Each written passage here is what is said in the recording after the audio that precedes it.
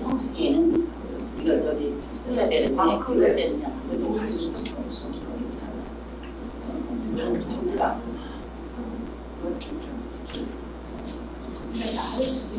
맞아요.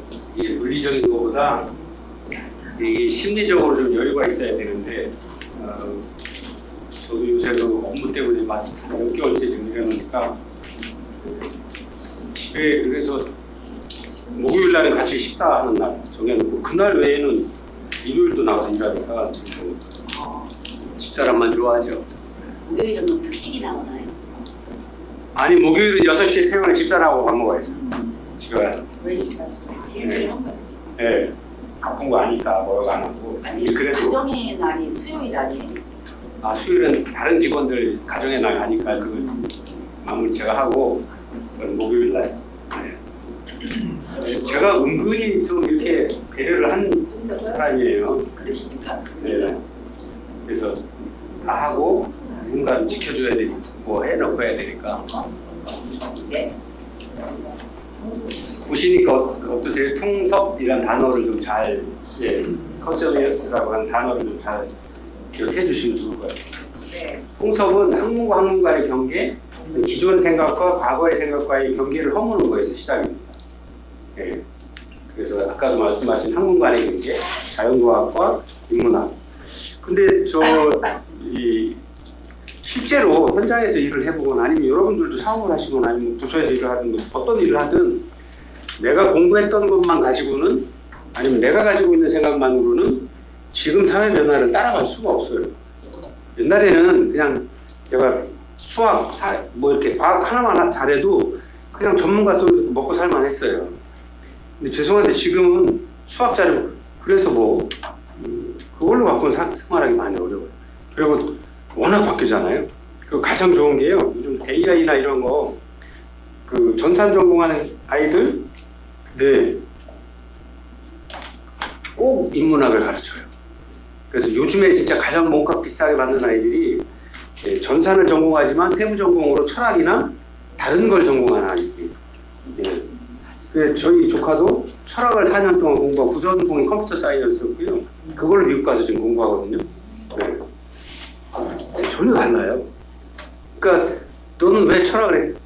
삼촌, 이 컴퓨터 해가지고 이걸 전혀 다른 시각으로 바라볼 수 있는 방법이 없대. 안 되면 기존에 한 건 기존의 생각들만 반복해서 하니까 틀 안에 갇혀서 그러니까 철학을 공부하면서 너무 좋았다고 행복했다고. 철학이 아리스토텔레스, 소크라테스가 그랬잖아요. 뭐라고 하셨죠? 소크라테스의 그 유명한 말. 잘 먹고 잘 살자. 그랬거든요. 우린 사회복지니까 잘 먹고 잘 살자라고 하셨거든요. 네. 그러면 이제 거기서부터 각자가 그 화두를 가지고 어떻게 살아야 잘 먹고 잘 사는 건지, 잘 먹는다는 의미는 뭔지, 잘 산다는 의미가 뭔지, 각자 고민하는 거죠. 각자의 방식으로. 그러면서 자기 전공 분야를 찾아가서 하면 이제 전혀 다르게 본적인 아이디어가 되죠. 통섭이 바로 그런 의미입니다. 저는 그래서 그 정도는 안 돼서 너네 하고 싶은 대로 해라. 그리고 제가 몇 번 말씀드린 것 같은데요. 저희는 집사람도 저도 같이 공부했고 아이들하고 그 3년이 너무 행복했던 것 같아요. 거실에 TV 없애고 이거 두 개만한 큰 테이블 엄청 비싸게 사가지고 거기 4시 앉아서 3년 넘게 공부했죠.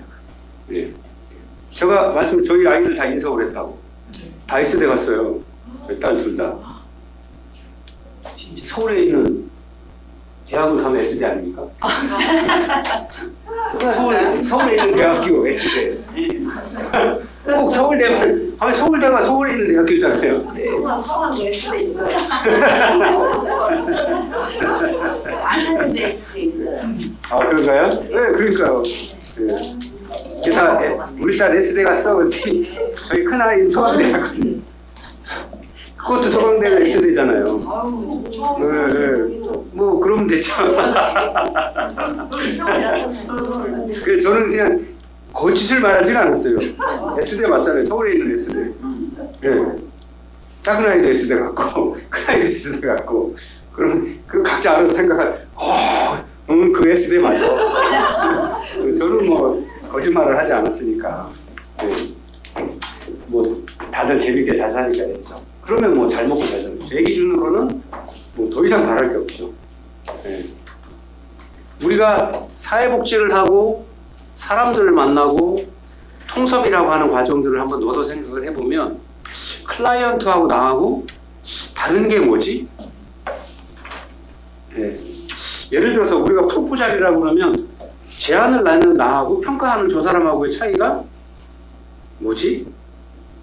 왜? 왜라는 생각을 해야 되는 거죠. 예. 그리고 저 사람은 왜? 내가 진심으로 도와주려고 하거나 이런 서비스들을 안내해서 그 사람이 웰빙하게 할 수 있는 길을 보여주려고 하는데 왜 안 되지? 이게 전달이 안 되지? 사람은 저도 이렇게 부부 생활 돌아켜 보면 저는 뭐 건강한 부부는 아니었던 것 같아요. 승남공항에 딱 내가 시커멓게 돼갖고 피부가 깜짝짝 그거 저희 부모한테 여기까지 가리고 다니니까 항상 그러면 이제 눈이 반짝반짝 우리 마누라 어디 있나 찾죠. 바로 알아낼 수 있어요. 근데 저는 혼자 오는 와이프를 찾았죠. 혼자 있는 여성, 애기를 하나 합니다. 그 사람이 우리 와이프라는 생각도 못하고 훈련하고 뭐 그러다가 죽지 않고 살아남으려고만 집중하다 보니까 공항에 왔는데 저희 마누라가 없는 거예요. 혼자 있는 여성이. 마누라가 바람이 나, 또 도망가냐. 글쎄 누가 좋아하는 사람이 또 생겼나. 그랬더니 애를 안고 와서 애 있는 여성이라고 생각을 못하고 있었다. 몇 살 때요? 28살 때. 애기는? 애기 이제 막 태어난 거죠. 아니 혼자 키우신 거예요? 예, 애기 나. 그러니까 아까 저 교수님 말씀하셨는데 순놈은 짝짓 끼고 도망가고 여성은 고생을 하는 거죠. 예, 전 둘째 때도 못 지켰어요. 예. 잘하시네요. 저랑 계신 분이 지금 안 해요. 왜 통섭에서 그 얘기가 나왔고 잘하려고 하고 있습니다. 근데 아까 들으셨죠? 수컷은 평생 가도 암컷을 이해 못해요. 이해하는 척 하는 거죠. 근데 이해 못해라고 그러면 혼나니까 네 하고 그냥 혼자 생각하는 거죠. 근데 여자는 척만 해줘도 감사하잖아요. 근데 그거 말하면 아무것도 수컷을 100% 안 지은 거지. 모르죠. 좀 노력하는 네. 그래서 이런 것들 왜라고 생각하는 것들을 늘상 좀 가지시면 좋을 것 같아요. 근데 거기서 시작이 철학도 거기서 시작이잖아요. 네. 왜? 네. 그리고 사회복지이기 때문에 누구의 관점으로 바라볼 거냐 하는 거예요. 최소한 음식점에 갔을 때 웨이터가 나하고 키 큰 녀석이 위에서 아래로 보는 게 아니라 무릎을 꿇더라도 아니면 의자를 갖다 놓고 앉더라도 편안히 앉아서 같은 눈높이에서 이야기할 수 있는 노력들을 해줘야 된다라고 하는 거죠. 그래야 내가 만나는 클라이언트 또는 내가 만나는 평가자에 대해서 동일한 시각으로 바라볼 수 있어요. 우리가 프로포잘을 하고 평가를 이렇게 앉아 계시잖아요. 제가 가서 누구 들어와서 이제 제안 설명하세요. 그러면 인사하고 어디서 누굽니다 이야기하고 나가서 자신 있게 얘기하면 돼요.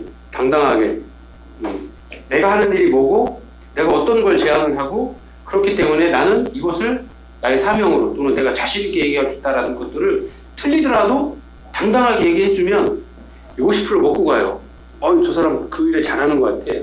저거 만들었던 사람, 참여했던 사람한테 뭐 질문하면 모르면 모르는 대로 알면 아는 대로 그것까지 당당하게 대답해주면 되거든요.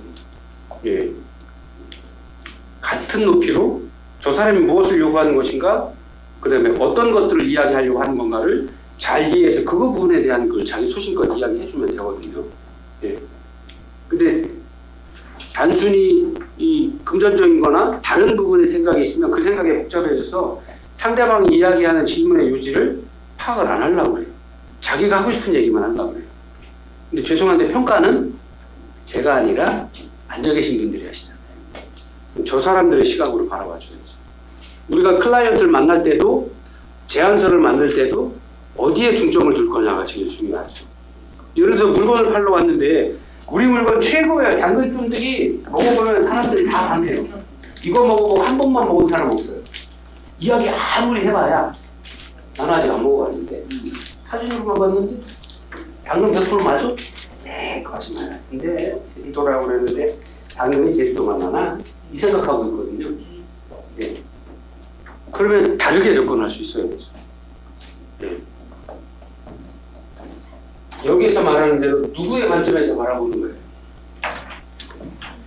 독거를 수혜자로만 본다면 우리는 끊임없이 서비스만 제공해주면 되죠. 그러나 독거 어르신들도 사회적 역할 가치를 충분히 할 수 있는 분들이고 그분들이 어떤 일을 할 수 있는가에 대한 생각들을 한다라고 그러면 단순히 독거노인의 이미지만 힘들고 힘없고 누워 계시고 성일하시는 독거노인만 생각할 게 아니라 그분들이 자신의 삶을 현재 상황에 맞추어서 긍정적으로 살아갈 수 있도록 도와줄 수 있는 방식들로 바꿔줄 수 있어야 되는 거예요.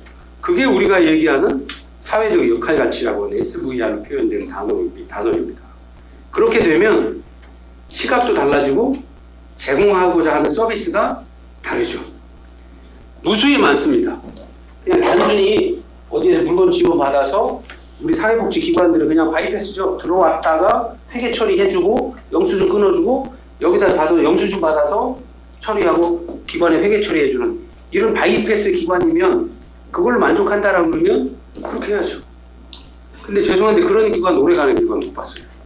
왜? 그런 일은 사회복지기관 아니어도요. 일반 사회단체들 로터리, 라이언스, JC, 뭐 기타 뭐 무슨 봉사단 하는 분들 엄청나게 더 잘해요. 저희보다. 예. 그렇다 그러면 전공자하고 전문가라 그러면 뭔가 달라야죠.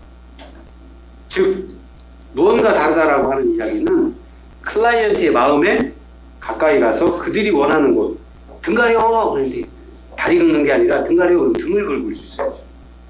다리 가려 그러면 다리 긁어야죠. 우리 하는 말이 너의 다리 긁는다고 그러면 안 되죠.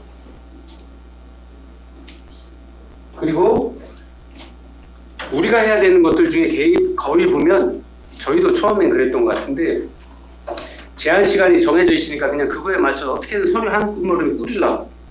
예, 그래서 성과가 나든 안 나든 그게 또 발표의 기관의 평가잖아요. 제한지 몇 분을 어디 접수했는 결과는 또 차후 문제고. 그러니까 시간 맞춰서 컨트롤 V, 컨트롤 C로 내는 경우도 많아 있어요. 몇 개만 바꾸고. 근데 그래가지고는 정확하게 사업들을 하는 게 어렵다라고 하는 거죠. 그리고 본래 자신들의 어떤 강점이나 기관의 본점들을 살려내기가 어렵더라는 거죠. 그래서 저희는 아예 목표를 정해서 예를 들어 한 달에 한 건씩 한다 그러면 이렇게 뭐 아동기관, 노인기관, 뭐 청장년기관, 교육 관련 프로그램 정해서 1년에 10개만 하자. 딱 정해서 합니다. 예. 누가 또 더 부서장이 한다 그러면 자기네 부서 그럼 고맙지. 엑스트라적으로는. 번외의 문제인 거죠. 그건 뭐 본인들이 한다라 그러면 뭐 인센티브 어떻게 줄까 고민해보죠. 예. 그래서 그런 부분들이 우리가 문제 인식을 하는 과정에서도 꼭 필요하다라고 하는 거. 두 번째가 가장 중요한 거. 왜죠? 왜. 예.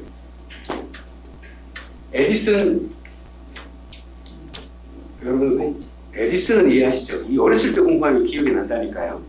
계란을 알을 품고 밤새 떨면서 왜 알이 안 나온 그 부화가 안 되는지 했다는 그 유명한 일화 공부를 저희 때는 했는데 선생님 때는 그런 걸 안 하셨나 보죠? 네. 같은 게. 네. 네. 그래서 그런 거에서 시작하는 거거든요. 근데 그게 과학에서 자연과학에서만 얘기하는 게 아니라 우리가 인문에서도 사회복지 현장에서도 클라이언트는 왜 저걸 저렇게 느끼지? 예. 우리 기관이 잘한다고 했는데 왜 부족하다고 느끼지? 제 입장에서 내가 법인의 전입금을 몇 억씩을 풀었다 모아서 인센티브도 주고 하는데 왜 만족스럽지? 애들이 안 했지? 인사를 왜 안 하지? 아니면 왜 우리 직원들은 차를 안 바꾸지? 왜 티코만 타고 다니지? 생각할 수 있는 거죠. 그러면 아예 현대 기아 나오라 그래. 우리 직원들을 위한 인센티브 프로그램 좀 갖고 오라 그래. 할 수 있는 거죠. 왜라는 생각들을 끊임없이 해야 되죠. 사회복지 관련 제안에 관련해서는 클라이언트는 왜? 프로그램은 왜? 우리 기관은 왜? 왜 우리 이사장은 왜? 생각할 수 있는 거죠. 네. 그러려고 하면 통섭이 돼야 돼요. 책임자는 책임자 자기 입장만 생각하거든요. 예. 근데 직원은 직원 입장만 생각해요. 각자 입장만 가면 평행선만 내기처럼 평행선으로만 가서 절대 이 합일이 안 돼요. 서로 저 사람은 왜? 나는 왜? 생각할 수 있어야 되거든요. 저도 전에 그러지 않았어요. 군대에서 지휘관일 때 나를 따르라! 사고도 많이 나고요. 저는 왜 저게 안 돼? 그런데 이런 부대를 왜 왔어? 체력도 안 되고, 응? 깐다고도 없고, 아니할 말로. 안 되면, 체력이 안 되면 죽기 살기라도 해야 되는데, 그것도 안 되고. 야, 쟤 탈락. 다른 데로 보내. 우리 부대 안 돼. 우리 팀 안 돼. 안 받아. 이렇게 됐었죠. 근데 죄송한데, 걔네 프로필을 보면, 전국체전 대표 선수, 다 메달이에요. 근데 우리 부대로 오거나 하면 애들이 안 돼요. 마치 정치권에 들어가면 다 이렇게 되는 것처럼.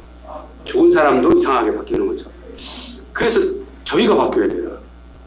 프로그램에 적응할 수 있는 시간도 주고, 그 다음에 어떤 목적으로 그 일을 하는지에 대한 이해도 해야 되고, 그 힘든 기관이 있으면 그 힘든 과정을 어떻게 이겨내야 되는지, 마인드 컨트롤도 해야 되고, 육체적인 것들은 거의 준비가 됐으니까, 거의 신체적인 부분들이 문제가 아니라 정서적인 부분들, 심리적인 부분들이 문제더라고요. 그리고 또 습관적으로 어느 한계를 요 고개를 넘어야 그 다음을 볼 수 있는데 요 고개가 거의 죽음이라 생각하고 요걸 못 넘는 친구들이 있어요. 근데 요걸 넘으려고 그러면 누군가 밀어주거나 넛지라고 하시죠. 네, 살짝 한번 밀어주면 가거든요. 그럼 그 다음 쭉 가요. 요거를 못 넘어요. 요 한계를. 그게 여기일 수도 있고 여기일 수도 있고 여기일 수도 있고 여기일 수도 있죠. 매 고비마다 한계가 와요. 근데 그 한계를 한 번 넘어가기 시작하고 두 번 넘어가서 그 다음에 넘어가는데 스스로 넘어가는데 첫 번째 경험을 못 해보면 여기서 포기하는 애들은 자살하고 전력에서 뛰어내리고 난리를 치죠. 예. 근데 그걸 어떻게 이겨내게 해줄 거냐? 제안을 할 때도 우리 기관에서 해왔던 일 벌써 70년 했어요. 이렇게 사회복지기관으로서 법인으로서 직원들 40~50명 모시고 70년 동안 이런 사회복지 일을 했어요. 이야, 제가 처음 놀랬던 게 70년, 우리 기관은요 70년 했고 천안의 최고의 어디든 가면 막 그냥 기관에서도 와서 인사하고 와 우리가 처음 가서 보니 그래서 뭐 했는데? 예. 다른 거 하나도 없는데 오히려 다른 애들이 더 잘하는데 이거? 예. 저희가 여기서 처음에 북한 이탈 준비 만들자고 제가 그렇게 해서 반대도 하시겠는데 어쨌든 만들었어요. 만들어서 맡으라고 해서 아니 제가 해도 되겠습니까? 아무도 안 맞는데요. 그럼 제가 하죠. 했어요. 그래서 한 2년 경찰들하고 다 해서 교수진도 해서 다 했어요. 잘했어요. 재밌게 했죠. 했더니 이제 교육부에서 평가를 해서 저희 학교밖에 그런 학과가 없으니까 정규반 과정으로는 가점을 받았어요. 예, 그래갖고 부총장님이 오셔서 커피도 사주고 밥도 사주고 하셔서 잘 얻어 먹었죠. 그 다음에 이제 또 교수님들이 싹 오셔서 자연수 2년 했으니까 저는 이제 그만 빠질게요. 예, 빠졌죠. 그랬더니 그 센터장 하신다고 하시더라고요. 예, 너무 고맙죠. 예, 2년 더 하면 욕먹을 거예요. 뭐든지 한 번만 하고 딱 나오는 게 요즘 표현으로 속 편하고 좋죠. 예. 근데 지금 코로나가 오면서 지금 학생이 주로 다문화 이렇게 해서 바뀌어가지고 그렇긴 한데 지금도 잘 운영하고 있잖아요. 근데 그런 것들이 왜라는 생각들은 그리고 내가 관심 있는 분야 아니면 이런 어떤 사회 현상의 문제들이 많이 생기고 있으니 그분들에 대한 것들을 구체적으로 어떻게 제도 안에서 녹여낼 거냐에 대한 고민들 현재 내가 가진 위치에서 아니면 내가 속한 기관에서 저희도 통합센터, 원스톱 서비스 센터를 만들고 싶어요. 저는 지금 사회복지에 관해서. 왜냐하면 사회복지도 통합되고 있잖아요. 예. 그리고 그런 어떤 통합 관련한 문제들 때문에 사회복지사에 대한 급여나 제가 동영상 안 보여드렸나요? 제가 한번 보여드릴게요. 작년 2025년 12월에 사회복지사협회 그 대변인이 나와서 급여 체계라든가 복지부와의 어떤 정책적인 조율에 대한 것들을 공식적으로 발표한 게 있거든요. 이제 사회복지사에 대한 급여 테이블이나 이런 것들을 권고사항이 아니라 의무조항으로 바꿨어요. 뭐뭐 해야 한다라고 다 바꿨어요. 예, 35호봉까지 올라왔고. 예, 그러면 저보다 월급 더 많이 받으시는 분들이 계속 나오실 거예요. 예, 정말 좋은 일이죠. 예, 제 개인적으로는 저도 좀 욕심이 나지만 그거야 뭐 사람이니까 어쩔 수 없는 거고요. 예, 그래서 그런 부분들이 계속 생길 수 있어야 되는 거죠. 근데 그 시작이 다 이렇게 특히나 저는 관심 있는 부분이 평가에 관한 부분. 사회복지에서 제안서를 냈을 때 다들 저뿐만 아니라 많은 분들이 그 평가를 하고 질문하는 것 중에 당신들이 제안한 프로그램들이 과연 평가를 통해서 그 점수를 신뢰할 수 있느냐는 거예요. 그리고 그것을 가지고 객관적인 평가의 지표로서 활용할 수 있느냐는 거예요. 근데 여러분들 공부하셨던 조사론이 그래서 중요하죠. 척도를 평가 기준을 척도라고 하는데 척도를 어떤 걸 쓸 거냐? 너네가 만들어서 쓸 거야? 인터뷰 자료를 너네가 만들 거야?가 아니라 표준화된 척도를 사용할 수 있도록 프로그램들을 설계를 해야 되는 거죠. 근데 이 표준화된 척도라고 하는 게 여러분들 논문 뒤져보면 뭐 청소년의, 노인의, 영유아의, 아동에 관한 부분들이 논문을 석박사 과정에 연구를 통해서 그 값들을 내놓은 게 그때 장인애들이 만든 척도들이 표준 조사지들이 굉장히 많아요. 네. 그래서 아까 자료조사 같은 거 할 때 관련되어 있는 논문들을 좀 그래도 한 5, 6개 유력한 것들 읽어보셔야 돼요. 그래서 거기에 있는 척도들을 우리 기관에서 그대로 갖다 쓸 수 있는지 검토하셔야죠. 네. 그리고 그런 것들은 논문으로서 박사로서 아니면 학위를 받았기 때문에 객관적으로 평가를 받았다는 거여서 그걸 그대로 갖다 쓰면 전혀 문제 없어요. 그리고 여러분들 조사를 해서 공부하신 것처럼 설문지를 우리 기관에, 우리 지역에, 우리 현장에 맞도록 바꾸시면 돼요. 몇 가지만. 그리고 그거는 별도로 빼서 조사를 하시면 돼요. 신뢰도에 넣으시면 돼요. 네. 굉장히 편하죠. 네. 그러니까 왜 이런 말씀을 드리냐? 내가 다 만들 수 없어요. 그러면 다른 사람들이 연구를 어떻게 했는지 자료조사 때 그런 부분들까지도 검토를 해주시면 굉장히 좋다라고 하는 거죠. 내가 고민할 게 아니라 표준 척도를 갖다가 접목해서 쓰시면 돼요. 근데 이 표준 척도를 갖다 쓰시는 거는 내가 평소에도 그런 데에 관심이 없으면 표준 척도를 찾기가 어렵고 적절한 걸 쓰기가 쉽지 않다라고 하는 거죠. 그래서 늘 내가 하는 일에 관심을 가지고 뉴스도 그런 것만 보고 하게 되죠.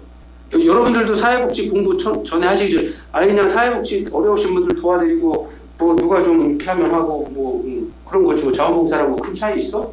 그게 뭐 대단한 거라고 나도 할 수 있지? 생각하실 수 있죠. 근데 막상 공부를 해보시면 뉴스 하나 나올 때도 정책에 사회복지와 관련된 정책이 들려요. 그리고 사회복지 관련된 현상이 보면 뉴스에 나오면 그 현상이 왜 생긴 거고 학교에서 이렇게 배웠는데 이렇게 나오는구나. 그럼 이렇게도 갈 수 있겠는데 하는 거에 들리고 보여요. 예. 그래서 그런 것들에 관심을 좀 많이 가지셔야 돼요. 그리고 이제 여러분들이 좀 있으면 경험을 좀 쌓으시면 책임자가 되실 텐데 책임자가 되면 전체적인 그림들 아까도 그러셨잖아요. 부분을 보는 게 아니라 합을 봐야 된다. 우리 그리고 늘 이야기하죠. 숲을 봐야지 나무를 보면 안 된다. 예. 내가 실무자로 앞에 있을 때는 나무를 어떻게 가꿀 것인가에 대한 것들, 소나무를 어떻게 키울 건가만 봐야죠. 근데 우리나라 숲이 소나무만 있는 건 아니죠. 참나무도 있고요. 그 밑에 나는 다른 여러 가지 산딸나무도 있고 것도 있고 많아요. 그러면 이게 같이 어울려서 살으려고 그러면 어떻게 해야지? 근데 그런 분야에 있어서는 아까 곤충학자이신 또는 다른 산림학자들이 이야기하는 많은 나무가 어떻게 자란다거나 뭐 이런 그 것들이 굉장히 좀 볼 수 있어야 되는 거죠. 그래서 제가 농담처럼 말씀드린 사회복지를 공부하니 경영학을 공부할 수밖에 없었다라고 말씀드리는 거예요. 여러분들한테도 한번 추천해드리고 싶은 책은 저는 그 다른 경영학 책들보다 제일 쉽게 나온 그 장하준 씨가 쓴 책은 다 읽어본 거예요. 예, 영국 케임브리지 대학의 석좌 교수시거든요. 영국에서 우리나라 분이신데, 근데 굉장히 이해하기 쉽도록 써놓으셔서 그냥 소설책 보듯이 쭉 읽으면 한 권 보시거든요. 경영학 원서나 뭐 이런 것들을 설명하시는 게 아니라 경험에서 오랜 시간 현장에서 경영학을 다루셨던 분들이 그런 이야기를 잘 써놓으셔서 요새는 마지막에 나온 책이 한 3년 전에 나온 게 레시피, 음식을 가지고 식재료를 가지고 세계 경제의 흐름들을 읽어내신 책이 있거든요. 그런 거 읽으시면 전체적인 흐름은 다 보실 수 있을 거예요. 그래서 한번 시간 되시면 한번 보셔도 좋을 것 같습니다. 자, 여기 나오는 문제인식의 관점 왜라고 하는 건데요. 여러분 교재에도 나와 있는데 은둔형 외톨이 청소년을 위한 자조모의에서 자존감이나 대인관계의 사전사후점수 AB죠. AB 단일사례 실험 설계죠. 2점이 향상된 청소년은 1점이 향상된 청소년과 비교해서 무엇이 다른가에 대한 고민을 해볼 필요가 있다고 하는 거죠. 요 P 0.05는요, 여러분들 조사론이나 아니면 뭐 다른 거 할 때 SPSS 통계에 돌아가는 게 있거든요. 그 프로그램에서 P가 0.05보다 작다, 신뢰도가 있다라는 통계 자료예요. 그러면 사전과 사후의 점수 차이가 신뢰도가 높다라고 나타났다라고만 하면 은둔형 외톨이의 문제가 그냥 끝났다라고 봐야 되냐 하는 거죠. 서류상으로, 통계 자료로, 수치상으로는 해결된 것처럼 보이지만 실제로 그 문제가 해결됐느냐 하는 거죠. 그리고 그 결과가 구체적으로 어떻게 나오느냐 하는 거죠. 그리고 단순히 1점 높은 게 신뢰도가 높다라고 나온 게 서류상으로 숫자상으로 나왔다고 하는 게 프로그램의 최종 결과, 우리가 바라는 프로그램의 최종 결과와 동일시할 수 있느냐 하는 겁니다. 그리고 하나 더 확인해야 될 거. 저 같은 경우는 사후 관리 어떻게 하실 거예요? 꼭 물어봐요. 팔로우업 어떻게 하냐. 그 다음 그 기간을 얼마나 설정하느냐. 여러분들은 내가 상담을 한 친구랑 상담이 15회기가 10회기 또는 15회기가 끝나고 얼마나 사후 관리를 해야 된다고 생각하세요? 나랑 상담 15회기 했으니까 앞으로 건강하게 이전과는 다른 삶을 사실 수 있겠죠? 일주일 지나면 원치 가요. 오늘 상담해도 문 열고 들어가면 다시 원치로 가요. 저희하고 똑같죠. 뭐 강의 끝나면 문 열고 나가서 가방 메고 딱 가야지 하는 순간 오늘 뭐 했더라 물어보고 하나도 모르죠. 지극히 정상이에요. 지극히 정상이에요. 그래서 이런 상황이 닥쳤을 때 딱 치면 그때 떠오르는 거지 일상에서 떠오르시면 안 돼요. 그럼 스트레스 받아서 못 살아요. 지극히 정상이라고 하는 거죠. 그러면 사후 관리를 최소한 우리가 그런 이야기 하시죠. 반복된 행동은 습관을 만들고 습관은 사람의 행위를 만들죠. 그 다음에 이 반복된 행위가 바로 그 사람의 인생을 결정짓는 거죠. 그러면 우리가 최소한 습관을 만들어줄 수 있어야죠. 사회과학적으로 그 기간이 최소 3개월이에요. 나랑 상담을 해서 끝났으면 그 상담했던 결과 약속했던 것들, 그 다음에 실천으로 행동시로 했던 것들이 최소한 3개월은 유지될 수 있도록 예를 들어서 일주일에 한 번이든 2주에 한 번이든 지속적으로 일정 기간을 정해서 3개월에서 6개월 정도는 관리를 해줘야 된다. 그게 사후 관리인 거죠. 그래서 그분이 그런 것들이 습관이 되고 그 습관이 그 사람의 행동을 바꿀 수 있도록 그리고 행동이 바뀌어짐으로써 삶이 바뀌어질 수 있도록 해줘야 된다고 하는 거죠. 그래서 프로포잘을 할 때도 사전 연구 자료 조사하고 다른 연구들은 어땠는지 보고 우리 기관이 어떤 것들에 관심 가져서 정보를 수집해서 프로그램을 계획을 하고 이 계획을 할 때 어떻게 프로그램을 만들 거냐 하는 것들은 바로 이 왜라고 하는 질문에 시작한다라고 하는 거죠. 문제를 똑바로 보고 그거에 대한 사전 자료들을 조사를 했으면 그런 것들에 대한 평가에 관한 부분들, 구체적인 우리가 목표를 어떻게 세울 건가 하는 과정으로 넘어가게 될 건데, 그 과정에서 제일 중요한 것들이 바로 이런 문제를 어떻게 바라볼 거냐 하는 거죠.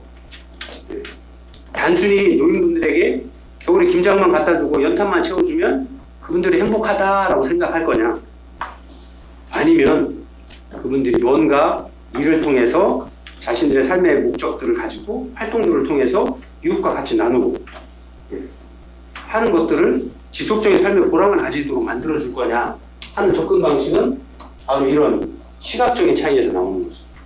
자, 시각이 어떻게 바라보느냐 하는 거죠.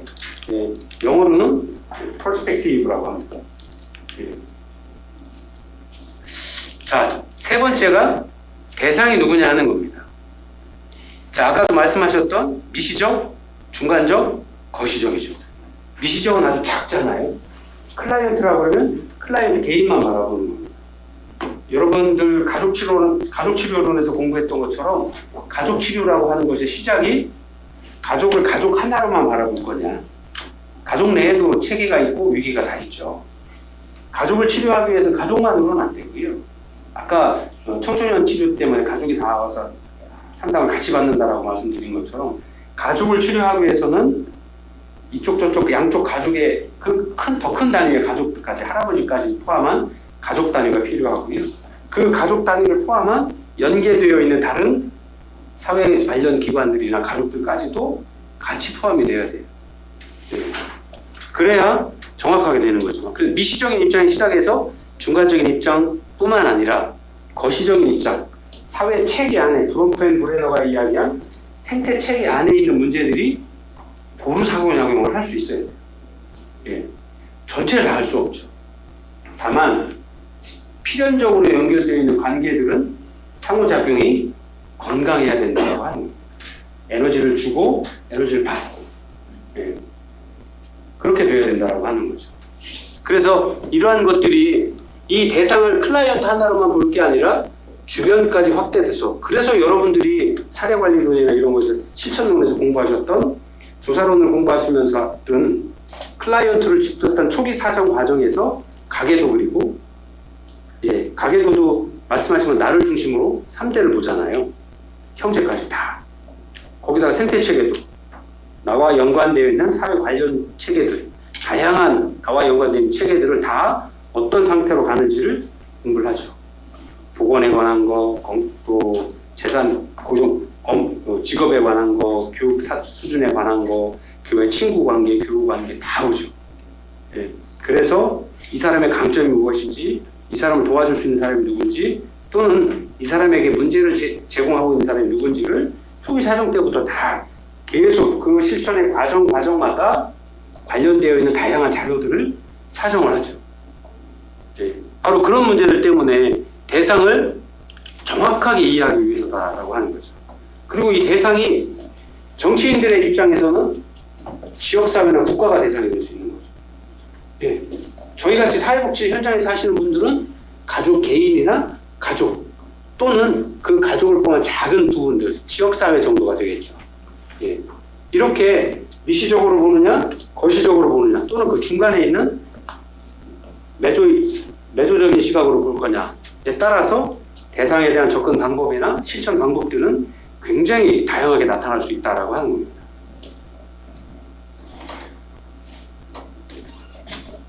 자, 대상이 누군가의 문제들이 바로 이런 겁니다. 청소년의 성매매 문제가 개인의 일탈이냐, 아니면 잘못된 양육으로 인한 가족의 문제냐, 그 청소년만 상담을 할 거냐, 그 가족까지 상담할 거냐, 아니면 경쟁 중심 교육의 실패냐, 지역사회 성매매 산업의 환경적 문제냐, 자본주의 사회와 배금주의 상황의 구조적 문제냐, 또는 인간 소외로 인한 소비 혹은 계급 유지를 위한 이데올로기 사상적인 문제라고 바라볼 거냐에 따라서 접근하는 방식은 굉장히 다양해질 거라는 거죠. 그래서 여기가 이제 마이크로적인 시각일 거고요. 여기가 매주 중간적인 시각일 거고, 조금 더 큰 예, 매크로한 시각이 될 수도 있겠죠. 미시체계냐, 중간체계냐, 거시체계냐 이렇게 바라볼 수 있게 되는 거죠. 그래서 어떤 클라이언트의 문제를 담당하시는 분들이, 사회복지사들이 또는 기관들이 어떤 시각을 바라보고 있느냐에 따라서 접근하는 방식이나 실천하는 방식, 프로그램들도 다 바뀌어 나갈 수 있다고 하는 거죠. 그래서 이런 경우에는 되게 다양한, 대개의 경우 저희도 문제를 프로포즈를 한다거나 아니면 어떤 프로그램을 새로 만들거나 할 때 체크리스트를 줍니다. 보통 한 60가지 질문이 들어있죠. 네. 그래서 기관에 대한 문제, 대상에 대한 문제, 그다음에 사회복지사가 가지고 가치와 윤리에 대한 문제, 그다음에 우리가 가지고 있는 재정적인 부분들이거나 아니면 그전에 해왔던 다양한 프로그램들 결과값들을 질문을 통해서 스스로 체크해 볼 수 있도록 하죠, 팀에서. 네. 그런 것들은 아마 기관의 특성에 따라서 오랜 시간 해온 기관들은 다 가지고 있을 겁니다. 아니면 이것도 인터넷에 엄청 돌아요. 네. 기관에서 스스로 질문을 해야 될 때 하는 질문들. 그래서 그걸 자가 체크리스트라고 해서 그런 것들을 굉장히 많이 제공을 하고 있기 때문에 그런 것들을 굉장히 이용하실 수 있습니다. 욕구 사정에 대해서는 뭐 정말 너무 많이 공부하셨죠? 네. 욕구. 이제 4년 되셨으니까 욕구, 니즈라고 표현한 욕구. 욕구란 뭘까요? 네. 사회복지는 잘 먹고 잘 살자입니다. 욕구는요? 니즈와 원투의 차이를 분명히 구별을 해주셔야 돼요. 원하는 것과 부족한 것을 갈구하는 욕구는 전혀 다르다라고 하는 거죠.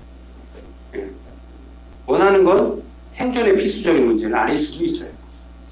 그러나 욕구는 간혹 생존에 있어서 필수의 문제일 수 있습니다. 그래서 우리는 클라이언트가 원하는 걸 찾아가는 게 아니라 클라이언트가 가지고 있는 욕구를 찾아가야 돼요. 그리고 이 욕구가 해결될 수 있어야 그 다음 문제를 바라볼 수 있다고 하는 거예요. 아까 말씀드린 이 첫 번째 레벨을 넘어야 그 다음 레벨을 가서 목표를 할 수 있다라고 봐요. 산을 타려고 그러면 보통 농담에서 야 산은 가는 거 아니야 그냥 지나가면서 보는 거야 라고 하잖아요. 근데 정작 산을 타려면 산의 입구까지 가야 돼요. 차를 놓고 가야 돼요. 그 다음에 여기까지 왔으면 그 다음에 발을 디뎌서 걸어가야죠. 그리고 숨이 차서 턱에서 도저히 못 올라갈 때가 됐으면 쉬었다가 다시 올라갔더라도 그 기간을, 그 어려움을 극복해낼 수 있어야 되는 거죠. 예. 사람의 본성은 거의 모든 그 전 세계 어디나 그때가 지옥주라고 하는 게 있는데 일주일 동안 잠을 안 자요. 계속 훈련하는 거죠. 아 그래도 걸어가면서도 자고요. 대답하고 물으면 네 하면서도 자. 농담도 있어요. 근데 안 쓰러지고 계속 8명이 한 팀이 돼서 계속 움직이니까 그리고 또 전체가 삐뚤어서 바다로 또 들어가고 산에서 구르기도 하고 해요. 그러면 또 힘을 뺀 상태라 또 다치지도 않고 다시 또 올라와서 해요. 예. 그럼 그때 이제 본성이 나와요. 그럼 극한의 어려움이 왔을 때 본성이 나오죠. 그게 왜 일주일이죠? 그 넘어가면 죽어서. 일주일은 그냥 웬만하면 네, 그리고 밥도 많이 안 주니까 체력이 너무 빠져요. 그 지옥 일주 하면 한 5kg 빠져요. 근데 다이어트는 시키는 거예요. 예, 다이어트로는 끝내주죠. 아유. 최고입니다. 아주. 스트레스도 최고겠는데요. 스트레스도 최고고요. 그거 훈련을 D6 교육을 같이 하면 형제죠. 그러니까. 예, 피만 다른 형제죠. 얼마 전에 저희도 왔는데 저희 집사람도 같이 나가서 저희 집사람이 제가 저희 군대 동기 회장이라 30몇 년을 하고 있어서 저희 집사람이 여자 회장이죠. 부부가 오면 저희 집사한테 나가요. 혼자 오면 제가 나가고. 아주 어렵습니다. 요새는 거꾸로 돼서 저는 일반 방이 나온 사람이고 저희 집사람이 특수부대에 들어가요. 겁납니다. 자, 욕구라고 하는 것이 그렇게 중요합니다. 그래서 곰곰이 생각해 보실 필요가 있어요. 아, 이게 내가 원하는 건지 클라이언트가 원하는 건지, 예. 그리고 이게 정말 클라이언트에게 꼭 필요한 건지, 그리고 간혹 클라이언트가 가지고 있는 문제들이 내가 원하는 것을 자신의 욕구라고 오해하시거나 깊게 생각하시는 분들이 있어요. 예. 근데 정작 그 문제를 해결하기 위해 그게 당장 급한 게 아니라 좀 더 전문가로서 바라봤을 때 좀 더 다른 문제들이 먼저 해결돼야 된다는 것들을 알 수 있거든요. 예. 그래서 그런 부분들을 좀 잘 구별해서, 그 다음에 그런 것들이 매슬로우가 이야기한 뭐 욕구 5단계뿐만 아니라 브론파인 브레너가 이야기한 표현된 욕구, 여러 가지 사회 규범적인 욕구, 비교되는 욕구, 이런 것까지도 표현을 할 수 있어요. 녹여낼 수 있어야 된다고 합니다. 그래서 그런 다양한 어떤 이론적인 근거들 또는 여러분들이 가지고 있는 다양한 생각들을 또 기관에서 바라보고 있는 서비스의 장단점들은 다 고려를 해서 결정할 수 있고 객관적으로 바라볼 수 있어야 된다고 하는 거죠. 네. 그래서 그게 굉장히 중요합니다. 그래서 그게 되어야만 서비스를 계획해서 제공할 수 있다고 하는 거죠. 그리고 여기서 중요한 거 하나. 클라이언트 의견을 무조건 들어주는 것도 좋지만 클라이언트하고 기관하고 또는 제안자인 나하고 같이 갈 수 있는 수평적 관계를 만들어낼 수 있어야 된다고 합니다.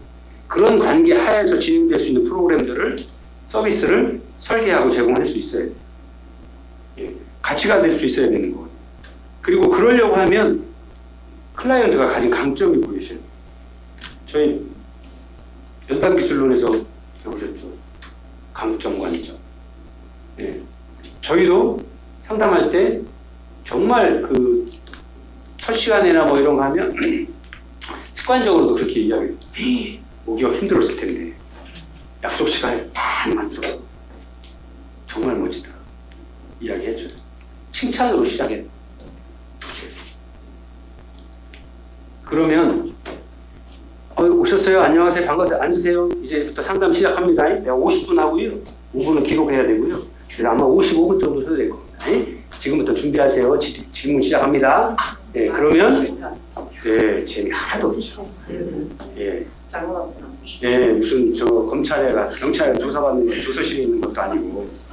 예, 예. 근데 이게 농담처럼 보이지만 실제 웃으면서 그렇게 질문 시작하는 분들이 많아요. 예. 절대 그런 일 안 일어날 것 같죠. 예, 그게 이런 경우들이 보통 한 2, 3년 차 되신 분들이 예, 소위 이제 좀 해봤고 전문가라고 하시고 질문하는데 대답만 해. 내가 다 해결해 줄게. 하시죠. 예, 어렵습니다. 예. 그래서 오히려 천천히 예, 그 사람이 날씨는 어땠는지 오는데 힘들진 않았는지 차가 많이 막히는데 시간 맞춰서 고맙다고 하고 그래서 미리 출발한 거 이런 것들을 보니까 굉장히 계획적이고 굉장히 잘하시는 분이 같다라고 시작을 하면서 마음을 열면서 자연스럽게 이야기를 시작할 수 있어야 되는 거죠. 예. 그게 이제 예, 전문가들이 되실 수 있는 거죠. 그리고 그렇게 되어야 예, 클라이언트도 라포 형성이 되죠. 처음부터 질문을 그냥 왜 그랬어? 그거 하면 안 되는 거 알잖아. 어려서부터 그렇게 공부했는데 그거밖에 안 돼? 라고 이야기를 하면 예, 미친나 소리 듣죠. 바로. 미친. 예, 내가 니한테 조사받으러 왔나 소리 하시죠. 갑자기 좀 성품.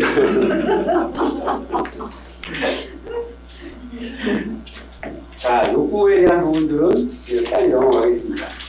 자, 여기 나오는 욕구 측정에 관한 부분들입니다. 개념화한다라고 했는데요. 대표적인 게 규범적 욕구, 예, 이런 것들을 어떻게 얼마나 심각하고 꼭 우선순위를 정해줘야 되는 거죠.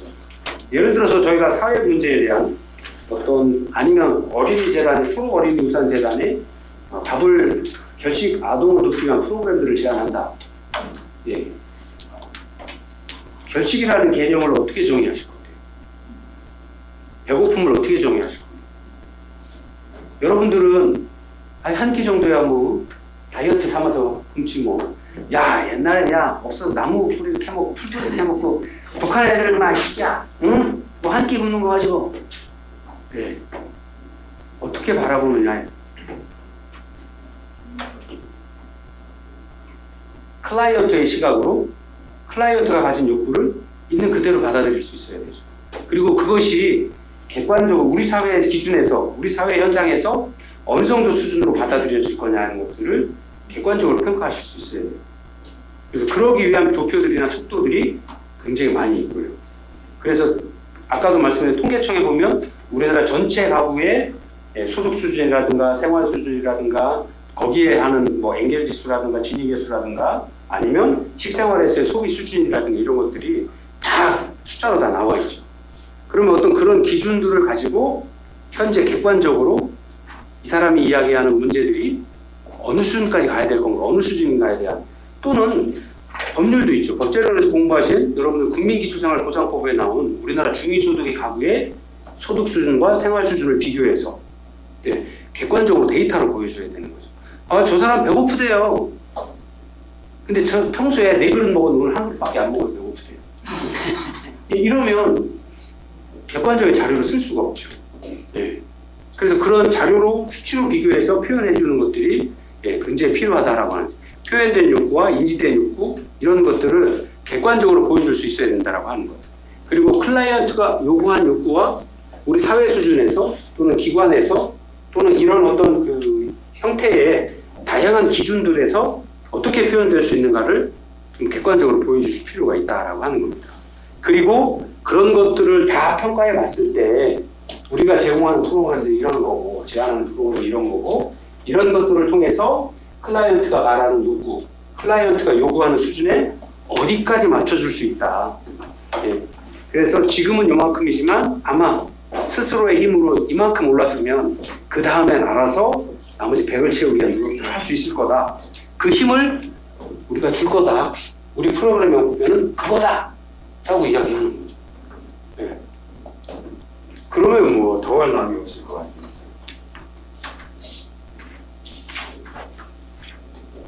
자, 욕구에 대한 부분들은 뭐 이 정도 보셔도 충분할 것 같습니다. 욕구는 워낙 오랫동안 공부하셨죠. 그 다음에 이 욕구를 어떻게 기술적으로 분석할 거냐 하는 것들은 이 얘기하는 또 조사론하고 다시 돌아가기 때문에 욕구도 분석을 하는구나. 아까 말씀드린 대로 그 수준의 차이라든가 아니면 지역사회의 특성이라든가 아니면 대한민국의 어떤 통계라든가 아니면 법률에서 정한 다양한 어떤 기준들을 비교해서 표현해 주시면 됩니다. 근데 대표적으로 보는 게 지역사회의 통계들. 천안 같은 경우에는 천안에서 통계를 낸 자료들이 많이 있습니다. 아이들 생활 수준이나 교육 수준, 또 각종 평균 그 취의 어떤 그 재산 수준이라든가 이런 것, 생활 수준을 비교하는 것들이 많기 때문에 그런 것들을 한번 찾아보시면 굉장히 객관적으로 바라보실 수 있게 되죠. 그리고 아마 거의 모든 기관들이 그런 것들을 다 제공을 받고 있어서 자, 여기까지 하고요. 여러분들 제가 또 계속해서 반복해서 말씀드리지만 프로포잘은 여러분들이 지금까지 공부한 필수 과목 12과목의 총 집합체입니다. 그래서 법제론에서 공부한 거, 행정론에서 공부한 거, 일행사에서 공부한 사람의 특성에 관한 거, 조사론에서 공부한 사회복지 평가에 관한 거, 아니면 조사 척도에 관한 다양한 것들이 모여서 결국엔 하나의 제안서로 만들어지거든요. 그리고 프로그램들은 어떻게 설계해서 제공하고 평가하고 사후관리할 거냐 하는 부분들인 거거든요. 그걸 글로 또는 표로 써주는데 가장 중요한 거 객관적으로 써야 된다라고 하는 내 생각을 쓰는 게 아니라 사회 전체의 합의된 시각들을 잘 이해할 수 있도록 써줘야 된다라고 하는 거예요. 그래서 여러분들한테 다음 주에는 지난 시간에 도에서 받아온 거를 한번 미리 대표님을 통해서 공지에 나눠 드릴게요.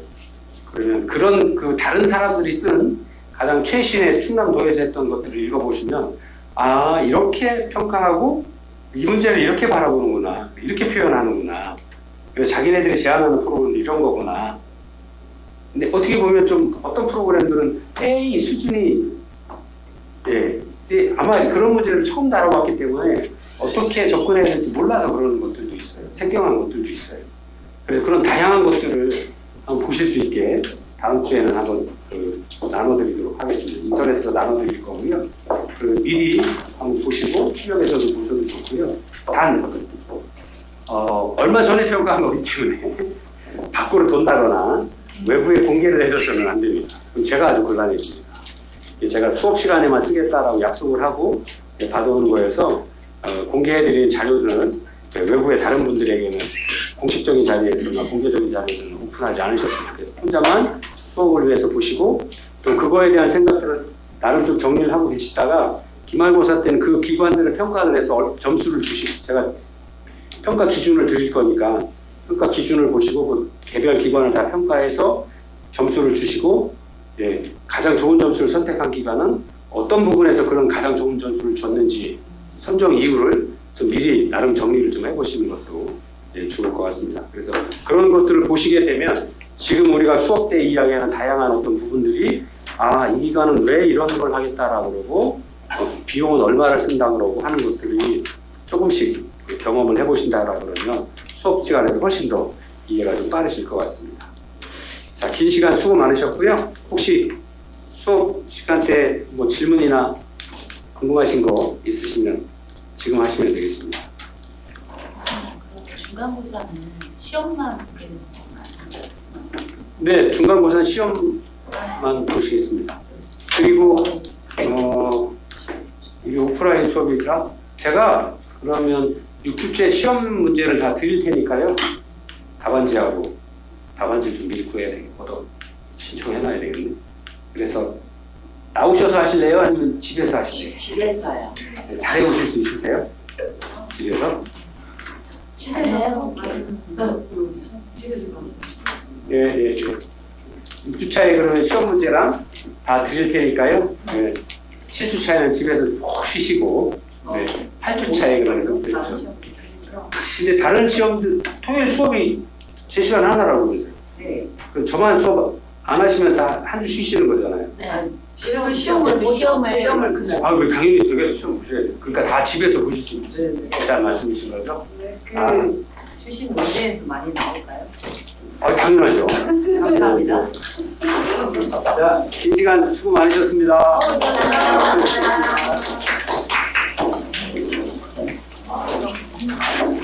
감사합니다.